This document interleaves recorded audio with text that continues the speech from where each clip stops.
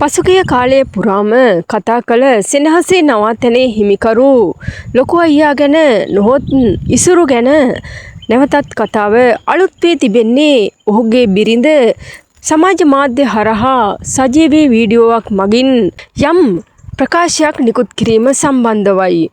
ඉතින් ලොකු අයියාගේ බිරිඳ තමන්ගේ සමාජ මාධ්‍ය ගිණුම හරහා සජීවී වීඩියෝවක් නිකුත් කරමින් ලොකු අයියා ගැන යම් ප්‍රකාශයක් කර තිබෙනවා.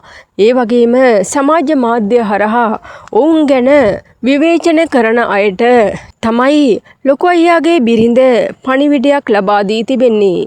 ඉතින් පසුගිය කාලය පුරාවටම ලොකු අයියා ගැන කතා කෙරුණේ සෙනෙහසේ නවාතැන ගිනිබත් උදා සිටයි.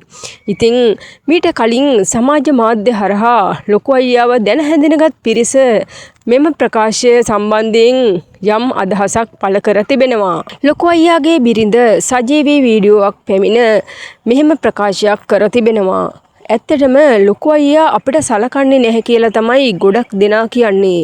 මට දරුවන් 4 දෙනෙක් සිටිනවා. නමුත් අපි ඊටම සතුටින් ජීවත් වෙනවා.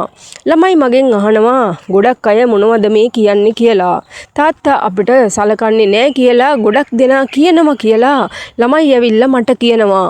ඇත්තටම මේ ප්‍රශ්නය නිසා ළමයිනුත් මානසිකව වැටිලා ඉන්නේ. කාටත් ප්‍රශ්න එනවා. නමුත් අපි ලොකු අයියා සමග ඊටම සතුටින් ජීවත් වෙනවා. කාටවත් මුකුත් කියන්න දෙයක් නැහැ. ඔහු අපිට හොඳින් සලකනවා. ඔහුට ප්‍රශ්න ආවා. නමුත් හැම ප්‍රශ්නයක්ම විසඳගෙන ඉදිරියටත් අපි හැමදාම සතුටින් ඉන්න තමයි බලාපොරොත්තු වෙන්නේ.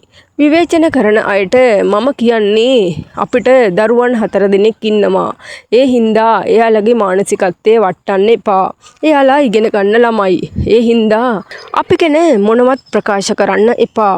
නොදන්න දේවල් කතා කරන්නත් එපා. ඒ හින්දා අපි හැමදාමත් සතුටින් ඉන්නවා. ඒ වගේම ලොකු අයියා අපිත් එක්ක තමයි ඉන්නේ. එක කට්ටිය කියනවා ලොකු අයියා අපිත් එක්ක නැහැ කියලා. නමුත් ඔහු අපිත් එක්ක හැමදාමත් ජීවත් වුණා යනුවෙන් ප්‍රකාශ කර තිබෙනවා. ඉතින් ලොකු අයියාගේ බිරිඳගේ මේ ප්‍රකාශයට ලොකු අයියා විසින් කිසිවක් ප්‍රකාශ කර නැහැ.